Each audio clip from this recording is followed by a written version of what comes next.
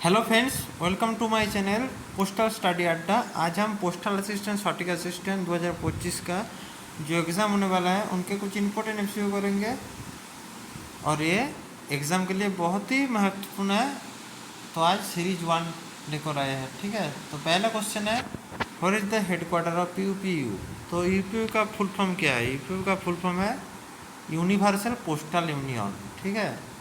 Universal postal union, ठीक। और UPO कौन से साल में गठित हुआ था? 1874, 1874 में एस्टेब्लिश हुआ था यूपीओ। और यूपीओ का फुल फॉर्म है यूनिवर्सल पोस्टल यूनियन। और यूपीओ का हेडक्वार्टर कहाँ पर है? यूपीओ का हेडक्वार्टर है बार्न, ठीक है। और ये बैंकॉक किसका हेडक्वार्टर है? बैंकॉक है एपीपीयू का, एशियन पैसिफिक पोस्टल यूनियन जो है। एपीपीयू का जो फुल फॉर्म है एशियन पैसिफिक पोस्टल यूनियन, उसका हेडक्वार्टर है बैंकॉक और यूपीयू का है बार्न, ठीक है। India joined AOPU APPU. तो क्या बोला है, इंडिया कब ज्वाइन किया था? एओपीयू मतलब एशियन ओशनिक पोस्टल यूनियन। तो ये है ओशनिक और ये है पैसिफिक, ठीक है। ये है पैसिफिक। तो Asian oceanic postal union, Asian Pacific Postal union. तो इंडिया कब ज्वाइन किया था? 1973 में। और कब गठित हुआ था? 1961 में, ठीक है। एपीपीयू जो है एशियन पैसिफिक पोस्टल यूनियन 1961 में एस्टेब्लिश हुआ था और इंडिया ज्वाइन किए थे 1973 में। A verification note issued by an office of exchange abroad is due to be received in। तो क्या बोला है, वेरिफिकेशन नोट जो है ऑफिस ऑफ एक्सचेंज अब्रॉड में हुआ है तो रिसीव कितने कॉपी में होगा? डुप्लीकेट कॉपी में, ठीक है। तो बोला है a verification note issued by an office of exchange abroad. तो अब्रॉड का जो ऑफिस ऑफ एक्सचेंज उसमें इशू किया है वेरिफिकेशन नोट, तो रिसीव कितने कॉपी में होगा? वो होगा डुप्लीकेट कॉपी में। अगर ये इनलैंड लेटर होता तो कितने कॉपी में होता? ये अब्रॉड नहीं होता। ये verification note issued by an office exchange inland, ये होगा अगर इंग्लैंड में होता INLAND, तो इंग्लैंड में होता तो कितने कॉपी में होता? वो होगा ट्रिप्लिकेट कॉपी में, 3 कॉपी। तो वो होगा ट्रिप्लिकेट कॉपी में। ये होगा इंग्लैंड का ट्रिप्लिकेट कॉपी और ये होगा अब्रॉड का डुप्लीकेट कॉपी, ठीक है, याद रखना। Amendments of sorting list, circulation list should be made only on the basis of orders issued by the। तो जो sorting list, सर्कुलेशन लिस्ट का किसके ऑर्डर के बेसिस होता है? तो वो होगा डायरेक्टर जनरल, ठीक है। In foreign post office the colour of the label for the bags to foreign countries containing registered item is. तो अगर फॉरेन पोस्ट में जो बैग्स होता है रजिस्टर्ड बैग, जो फॉरेन कंट्री रजिस्टर्ड आइटम होता है जिस बैग में, उसका लेबल कौन सी कलर का होगा? वो होगा रेड कलर का, ठीक है।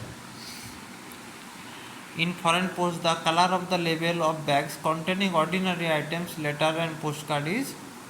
तो अगर बैग में ऑर्डिनरी आइटम है, लेटर है, पोस्ट कार्ड है, तो उसका लेबल कौन सी कलर का होगा? उसका होगा वाइट कलर का। तो याद रखना, अगर रजिस्टर आइटम होगा तो उसका जो लेवल होगा वो होगा रेड कलर का, और जो लेटर, पोस्ट कार्ड और ऑर्डिनरी आइटम होगा तो वो होगा वाइट कलर का, ठीक है। द लेवल of bag containing the letter bill must always be bear the letter. तो क्या बोला है, लेटर अगर कोई बैग में लेटर बिल है तो उसका लेवल में कौन सी लेटर लिखा जाएगा? तो वो होगा एफ। तो लेवल में एफ लेटर होगा, ठीक है, जिसमें लेटर बिल होगा। Headquarter of Andhra Pradesh circle. तो आंध्र प्रदेश सर्कल हेडक्वार्टर कौन सा है? विजयवाड़ा।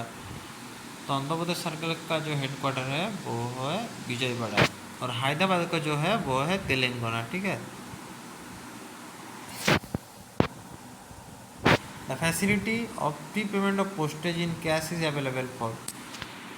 तो फैसिलिटी जो है प्री पेमेंट ऑफ पोस्टेज का, तो वो रजिस्टर लेटर के लिए भी अवेलेबल है, रजिस्टर न्यूज़पेपर के लिए भी अवेलेबल है, अनरजिस्टर्ड लेटर के लिए भी prepayment of postage of in cash, ये तीनों के लिए ये फैसिलिटी अवेलेबल है। Register letter, register newspaper, unregistered letter. Reproduction of stamp for illustration purpose in a philatelic publication must only be which colour. तो कौन सी कलर का होगा, वो होगा ब्लैक कलर का, ठीक है। Reproduction of stamps for illustration purpose, philatelic publication के लिए जो रिप्रोडक्शन ऑफ स्टैम्प होता है इलस्ट्रेशन पर्पस के लिए, तो वो कौन कलर का होगा, वो होगा ब्लैक कलर का, ठीक है। The article address to chief secretary Shimla, तो एक आर्टिकल चीफ सेक्रेटरी शिमला को एड्रेस किया हुआ है, तो वो डिलीवर्ड होगा या अनडिलीवर्ड, तो वो अनडिलीवर्ड होगा, ठीक है। Maximum number of article should be entered in a single certificate of posting, तो मैक्सिमम तो अप टू 3 आर्टिकल्स है जो, तो अप टू 3 आर्टिकल जो एक सिंगल सर्टिफिकेट ऑफ पोस्टेज में एंटर होगा। Rent for the post box and post bag together up for 3 months, तो क्या बोला है, post box and post bag ये दोनों के लिए रेंट 3 महीने के लिए, तो 3 महीने के लिए जो रेंट होगा दोनों का एक साथ, तो वो होगा 80 रुपये। अगर अलग अलग होता है तो वो होता है 50 रुपया, पोस्ट बैग का 50 रुपया और पोस्ट बैग का 50 रुपया, ठीक है, अलग अलग होगा। और अगर दोनों का एक साथ होगा तो 80 रुपया। Validity period of A postal identity card, तो पोस्टल आइडेंटिटी कार्ड का वैलिडेशन पीरियड कितना है, 3 साल, ठीक है। और यह पोस्टल आइडेंटिटी कार्ड जो है वो कहाँ पर इशू होता है, हेड ऑफिस पर इशू होता है पोस्टल आइडेंटिटी कार्ड, और इसका जो वैलिडेशन पीरियड है वो है 3 साल। Mails intended for defence personnel serving in the army and air force should be address to, तो अब कोई डिफेंस पर्सनल के लिए मेल भेजना है या आर्मी और एयरफोर्स के लिए, तो एड्रेस कहाँ पर होगा, वो होगा 56 APO और 99 APO, 56 APO और 99, और 56 APO जो है वो है दिल्ली में, ठीक है, और 99 APO जो वो है कोलकाता में,